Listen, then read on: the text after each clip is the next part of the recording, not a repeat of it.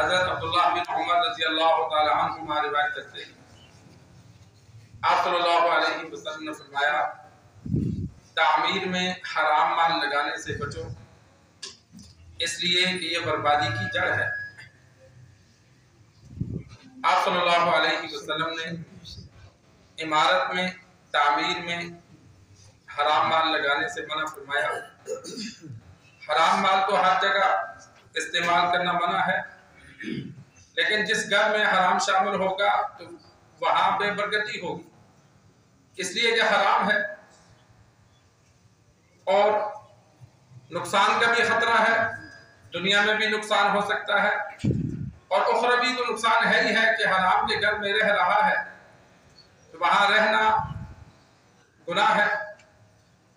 انسان حرام کھاتا ہے تو 40 دن تک اللہ تبارک و تعالی عبادات کو قبول نہیں فرماتا ایک لقمہ حرام کھانے سے، لیکن حرام کھا لیا، سچے دل سے توبہ کر لی تو وہ اللہ تبارک و تعالی گناہ معاف فرما دیتے ہیں۔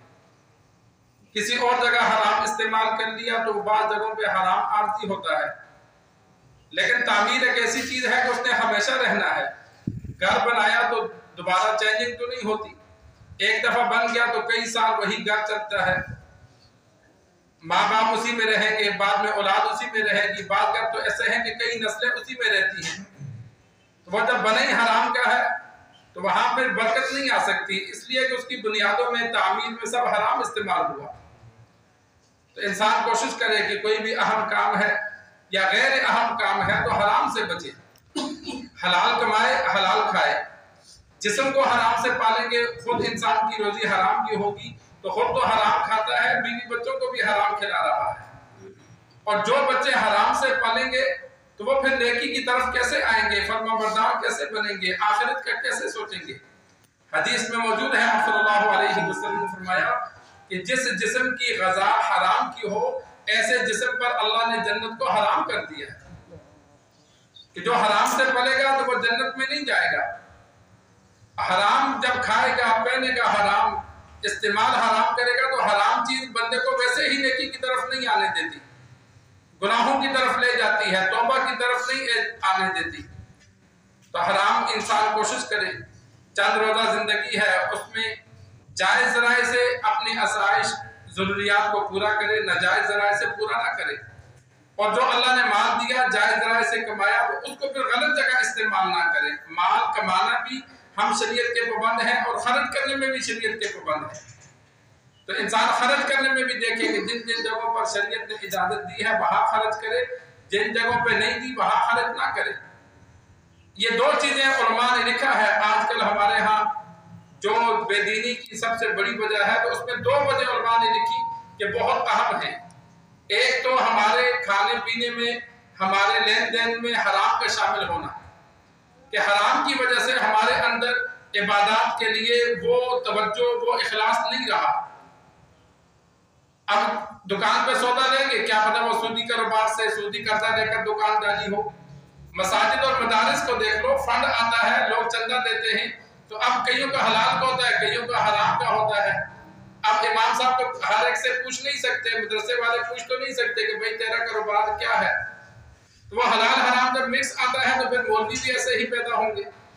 اسی طرح گھروں میں جو ہم کھاتے پیتے ہیں تو اس میں کئی لوگوں سے ہمارا لین دین ہوتا ہے اور کئیوں کا کاروبار ہی حرام کا ہوتا ہے، لیکن ہم ان سے لے لیتے ہیں۔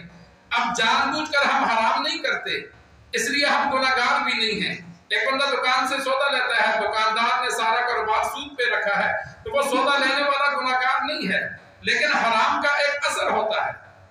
چاہے میں نے اس کو حلال طریقے سے لیا لیکن وہ اثر فرق ڈالے گا ہمارے اعمال پر، گناہ نہیں ہوگا لیکن اثر پڑتا ہے۔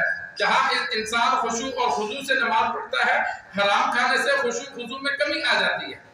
جہاں نوافل پڑھنے کو دل کرتا ہے، حرام کھانے سے انسان سنتیں بھی چھوڑتا ہے، یہ فرق پڑتا ہے۔ تو ایک تو ہماری مال میں بے احتیاطی ہو گئی۔ وراثت کا پورے محلے میں چکر لگا کے پوچھ لو، اپنے عزیز و اقارب میں دیکھ لو کہ لوگ فوت ہوتے ہیں ان کی وراثت تقسیم ہی نہیں کرتے۔ جو بڑا ہوتا ہے یا جو تگڑا ہوتا ہے وہ قبضہ کر کے بیٹھ جاتا ہے، یا بھائی تقسیم کر لیں گے، بہنوں کو نہیں دیں گے۔ اب ان بھائیوں کا سارا مال حرام کا ہو گیا کیونکہ بہنوں کا حصہ بھی کھائے بیٹھے ہیں۔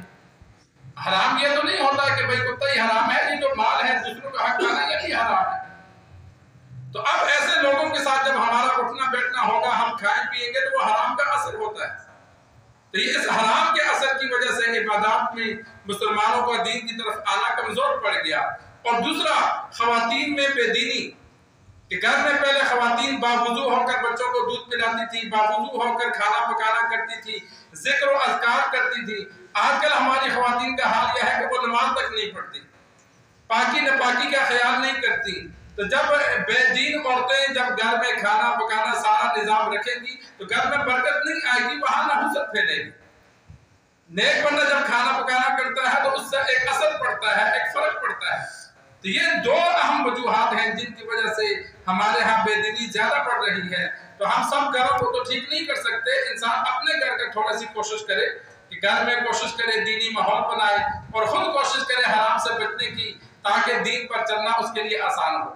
تو کسی بھی صورت میں حرام سے انسان بچے. اللہ سے دعا ہے اللہ ہمیں دین سیکھ کر سمجھ کر عمل کرنے کی توفیق عطا فرمائے.